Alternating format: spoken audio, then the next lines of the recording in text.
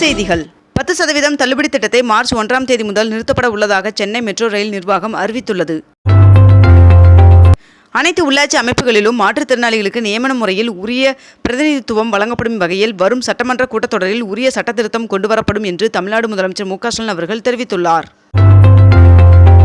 இணையவழி விளையாட்டு குறித்து பல்வேறு தலைப்புகளில் கட்டுரை போட்டிகள் நடைபெற்றது. இதில் வெற்றி பெற்ற மாணவ மாணவியருக்கு பரிசுகள் வழங்கப்பட்டது. நிதியாண்டின் இறுதி மாதமான மார்ச்சில் சனிக்கிழமைகளில் அனைத்து பத்திரப்பதிவு அலுவலகங்களும் வழக்கம் போல் செயல்படும் என்று அறிவிப்பு வெளியிடப்பட்டுள்ளது. இந்திய வானிலை ஆய்வு மைய தென்மண்டல தலைவர் பாலச்சந்திரன் அவர்கள் இன்று ஓய்வு பெறுகிறார். புதிய தலைவராக மூத்த விஞ்ஞானி அமுதா அவர்கள் நாளை பொறுப்பேற்க உள்ளார்.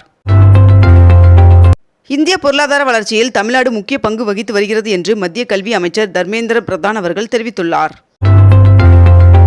ஐயா வைகுண்டர் அவதார தினத்தை முன்னிட்டு வருகின்ற மார்ச் 4ஆம் தேதி திருநெல்வேலி, தூத்துக்குடி, கன்னியாகுமரி மற்றும் தென்காசி ஆகிய மாவட்டங்களுக்கு உள்ளூர் விடுமுறை அறிவிக்கப்பட்டுள்ளது. தேசிய அளவிலான விளையாட்டுப் போட்டிகளில் பதக்கங்கள் வென்ற 44 மாற்றுத்திறனாளி வீரர் மற்றும் வீராங்கனைகளுக்கு ஊக்கத்தொகையாக 2,52,00,000 ரூபாய் காசோலையை துணை முதல்வர் உதயநிதி ஸ்டாலின் அவர்கள் வழங்கினார். சீமான் வீட்டு பாதுகாவலர் மற்றும் ஓட்டுநர் அமல்ராஜ் அவர்களுக்கு மார்ச் 13ஆம் தேதி வரை நீதிமன்ற காவல் விதிக்கப்பட்டுள்ளது.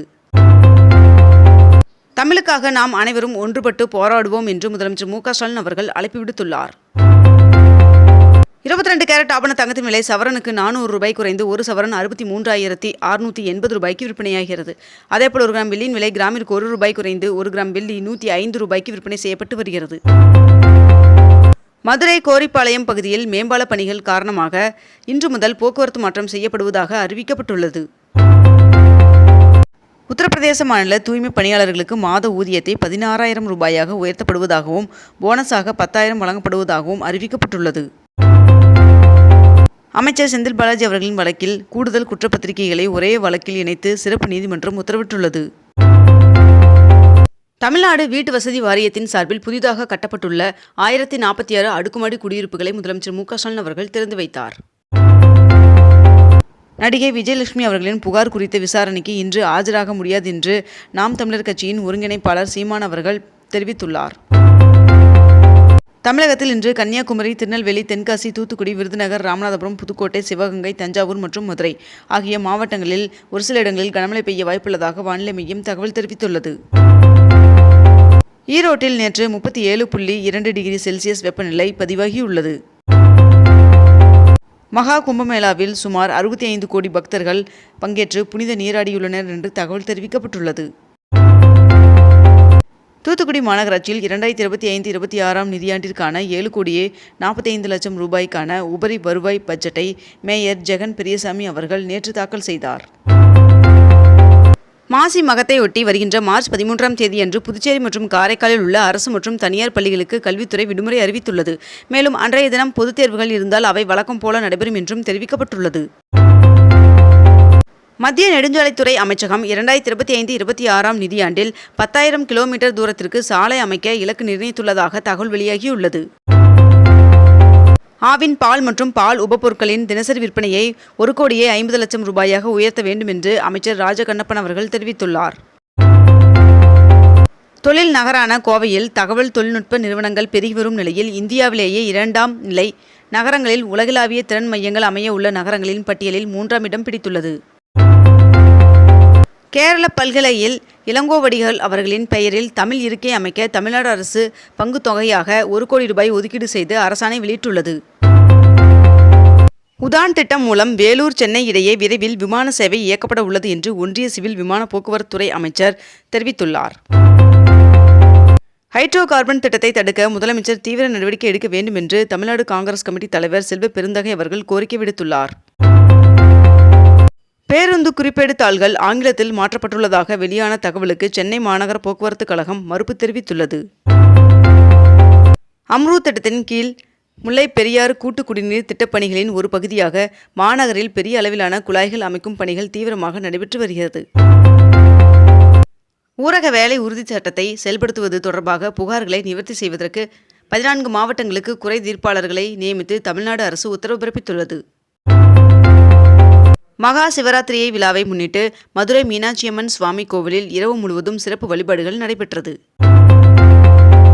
சென்னையில் 5 கடற்கரைகளின் தூய்மை பணிகளை தனியாருக்கு வழங்க மாநகராட்சி முடிவு செய்துள்ளது. நந்தனத்தில் உள்ள தனியார் நிறுவனத்தில் வருமான வரித்துறை அதிகாரிகள் 3வது நாளாக சோதனையில் ஈடுபட்டுள்ளனர். தமிழ்நாடு இயல் இசை நாடக மன்றத்தின் சார்பில் 45 கலைஞர்கள் மற்றும் மரபுரிமையினருக்கு முதலமைச்சர் மு.க.ஸ்டாலின் அவர்கள் நிதியுதவி வழங்கினார். BE, B.Ed பட்டம் முடித்தவர்கள் பட்டதாரி ஆசிரியராக பணிபுரியலாம் என்று உயர்கல்வித்துறை அரசாணை வெளியிட்டுள்ளது. இலங்கை சிறையிலிருந்து விடுவிக்கப்பட்ட ராமேஸ்வரம் மீனவர்கள் 27 பேர் சென்னை வந்தடைந்தனர். தமிழகத்தில் மொழி விவகாரத்தில் திமுகவும் பாஜகவும் மக்களை ஏமாற்றி வருவதாக தமிழக வெற்றிக் கழகத்தின் தலைவர் விஜய் அவர்கள் குற்றம் சாட்டியுள்ளார்.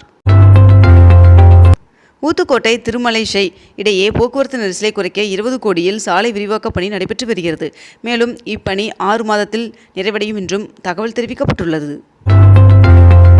அமெரிக்காவில் கோல்டு கார்டு குடியுரிமை பெற அமெரிக்க வணிகங்களில் $5 மில்லியன் அதாவது இந்திய மதிப்பில் 43 கோடியே 54 லட்சம் ரூபாய் முதலீடு செய்ய வேண்டும் என்று ட்ரம்ப் அவர்கள் தெரிவித்துள்ளார். சென்னை மாநகராட்சி சார்பில் சுத்தமான கட்டுமானத்திற்கான வரைவு வழிகாட்டுதல் வெளியிடப்பட்டுள்ளது. ஆலோசனைகள் இருந்தால் 30 நாட்களில் தெரிவிக்கலாம் என்றும் தெரிவிக்கப்பட்டுள்ளது. பொறியியல் படிப்பிற்கான JEE 2ஆம் கட்ட முதன்மை தேர்வு விண்ணப்பங்களில் இன்று முதல் திருத்தங்கள் மேற்கொள்ளலாம் என்று தேசிய தேர்வு முகமை அறிவித்துள்ளது. மதுரை மெட்ரோ ரயில் திட்டத்திற்கு மொத்தம் 38 ஹெக்டேர் நிலம் கையகப்படுத்தப்பட உள்ளது என்று அதன் திட்ட மேலாண் இயக்குனர் சித்திக் அவர்கள் தெரிவித்துள்ளார். அசாமில் ஸ்டார் சிமெண்ட் லிமிடெட் ஆனது 3200 கோடியில் சிமெண்ட் கிளிங்கர் மற்றும் கிரைண்டிங் ஆலையை அமைக்க திட்டமிட்டுள்ளது என்று தெரிவிக்கப்பட்டுள்ளது. மாணவர்களின் நலன் கருதி CBSE 10ஆம் வகுப்பு பொதுத் தேர்வுகள் ஒவ்வொரு ஆண்டும் 2 முறை நடத்தப்படும் என்று புதிய தேசிய கல்விக் கொள்கையில் கூறப்பட்டுள்ளது. தமிழக வெற்றிக் கழகத்தின் சார்பில் விரைவில் பூத் கமிட்டி மாநாடு நடத்தப்படும் என்று அக்கட்சியின் தலைவர் விஜய் அவர்கள் அறிவித்துள்ளார். தமிழ் இலக்கியத்தில் இளங்கலை மற்றும் முதுகலை பட்டம் வென்ற ஓய்வு பெற்ற IAS அதிகாரி R. பாலகிருஷ்ணன் அவர்கள் உலக தமிழ் ஆராய்ச்சி நிறுவனத்தின் தலைவராக நியமனம் செய்யப்பட்டுள்ளார். விகிதாச்சார அடிப்படையில் செய்யப்படும் தொகுதி மறுவரையறையில் தமிழ்நாட்டில் ஒரு தொகுதி கூட குறையாது என்று ஒன்றிய அமைச்சர் அமித்ஷா அவர்கள் தெரிவித்துள்ளார். மறைந்த முன்னாள் முதலமைச்சர் ஜெயலலிதா அவர்கள் வாங்கிய 1526 ஏக்கர் நிலத்தை வீட்டுமனை இல்லாத ஏழைகளுக்கு வழங்க வேண்டும் என்று மார்க்சிஸ்ட் புதிய மாநில செயலாளர் சண்முகம் அவர்கள் வலியுறுத்தியுள்ளார்.